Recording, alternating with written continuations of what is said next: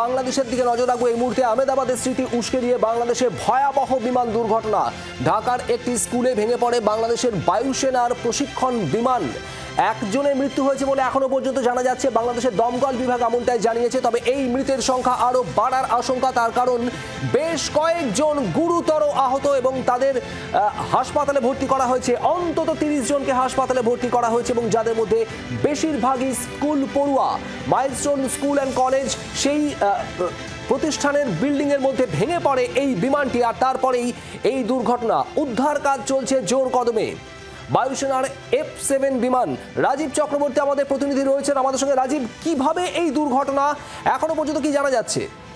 দেখো, দুর্ঘটনার কারণ জানা যায়নি, তবে বায়ুসেনা বিমানটি আকাশে উড়বার সময় আছড়ে পড়ে এবং F-7 যে বিমান, সেটি প্রশিক্ষণের কাজে কিন্তু ব্যবহার করা হয়।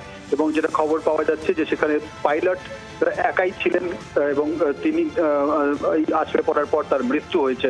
কিন্তু যেখানে আছড়ে পড়েছে, অর্থাৎ বাংলাদেশের যে একটি কলেজের যে হস্টেল, এই হস্টেলের যারা পড়ুয়া ছিলেন তাদের কিন্তু সেখানে অনেকেরই মৃত্যু হয়েছে এবং এখনো পর্যন্ত 30 জনকে জখম অবস্থায় হাসপাতালে ভর্তি করা হয়েছে।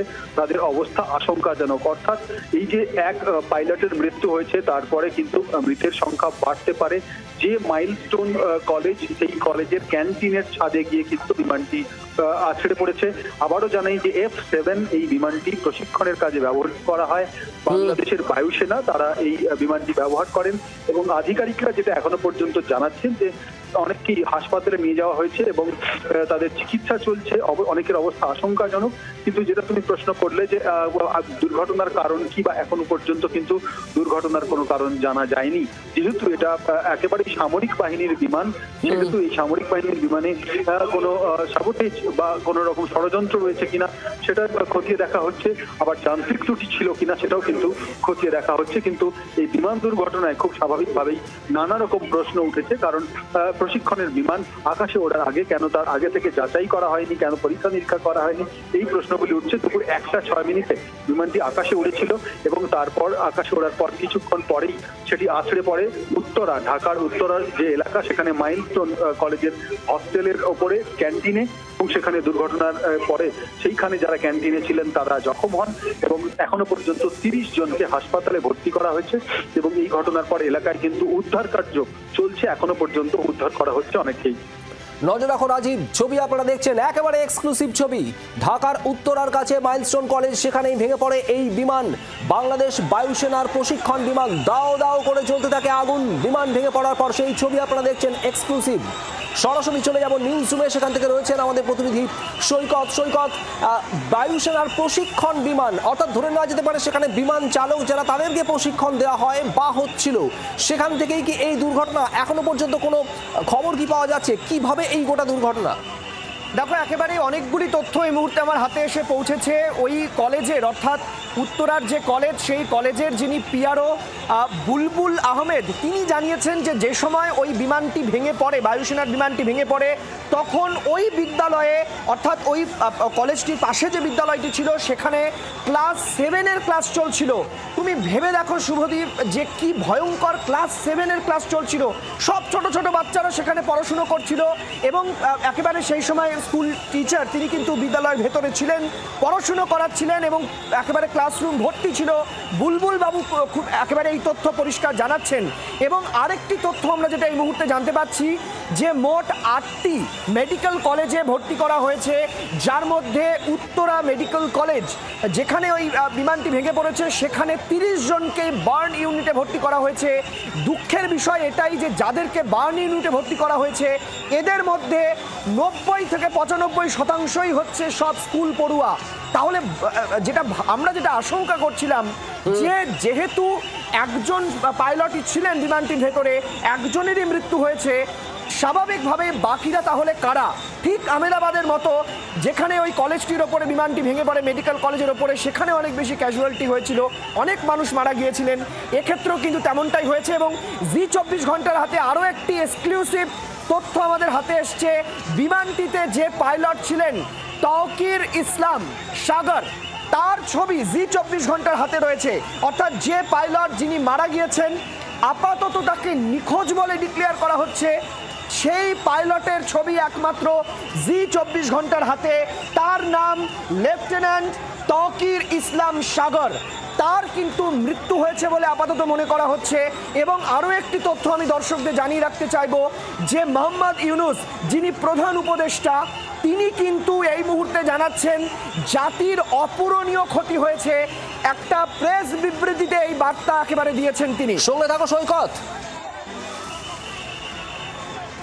বিমান দুর্ঘটনা সেই ছবি আপনারা দেখছেন, এআই জেনারেটেড ছবি।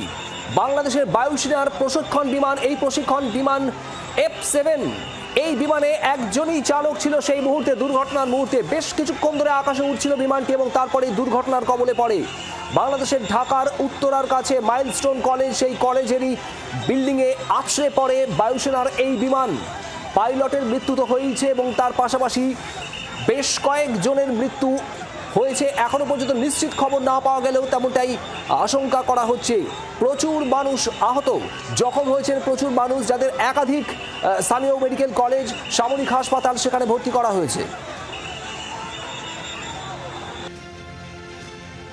আমি দেখছি ওই সময় আসলে এত রাশ, এত পেশেন্ট, এরকম কোনো ব্যবস্থাই ছিল না যে কি করব। এইটা এতটা অ্যাক্সিডেন্টাল, আমি কি কোনো আমাদের কোনো কি করব এই একটা সিদ্ধান্ত নিতে পারতেছিলাম না।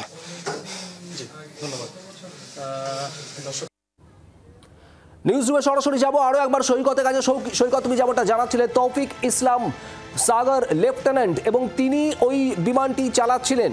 এখানে একটা বড় প্রশ্ন উঠছে, তিনি কি পুরোপুরি প্রশিক্ষণপ্রাপ্ত নাকি তার প্রশিক্ষণ চলছিল? যদি প্রশিক্ষণ চলে থাকে তবে তিনি একা থাকার কথা নয়, সেক্ষেত্রে চালকের ভুল নাকি যান্ত্রিক গোলযোগ, এটাই এই মুহূর্তে একটা বড় প্রশ্ন। সৈকত, ঠিক কিভাবে দুর্ঘটনা? দেখো, আমি আমি আমি আরেকটি তথ্য এই মুহূর্তে দর্শকদের দেব যে তিনি এইবারই প্রথম এই বিমানটি চালাচ্ছিলেন এমন নয়। এর আগে তিনি এই বিমানটি কিছুদিন আগে চালিয়েছিলেন, কিন্তু তখন তিনি সফলভাবে অবতরণ করতে পেরেছিলেন বলে আমরা জানতে পারছি।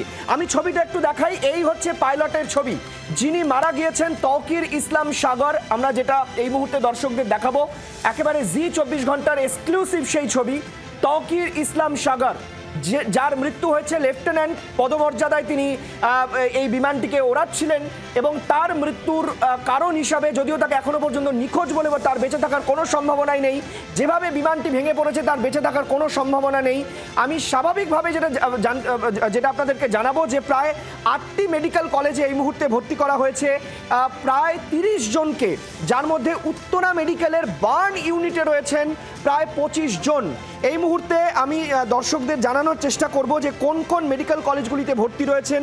আমি যেটা জানাবো যে ঢাকা মেডিকেল বার্ন ইউনিটে ভর্তি রয়েছেন, কুর্মিটোলা জেনারেল হাসপাতালে ভর্তি রয়েছেন, উত্তরা আধুনিক মেডিকেল কলেজে ভর্তি রয়েছেন, কুয়েত মৈত্রী হাসপাতালে ভর্তি রয়েছেন, Uttara women's medical college, Mansura Ali medical college. এই সমস্ত মেডিকেল কলেজগুলির তরফ থেকে এই মুহূর্তে বলা হচ্ছে যে যারা যারা বাংলাদেশে ব্লাড ডোনার রয়েছেন, অবিলম্বে আপনারা ব্লাড ডোনেট করতে আসুন। এবং বিএনপির তরফ থেকেও এবং জামাতের তরফ থেকেও কিন্তু বিবৃতি জারি করা হয়েছে, দুঃখ প্রকাশ করা হয়েছে। এই তথ্য আপনাদের কাছে জানাবো। বাংলার আওয়াজ, বাঙালির আবেগ, জি24 ঘন্টা।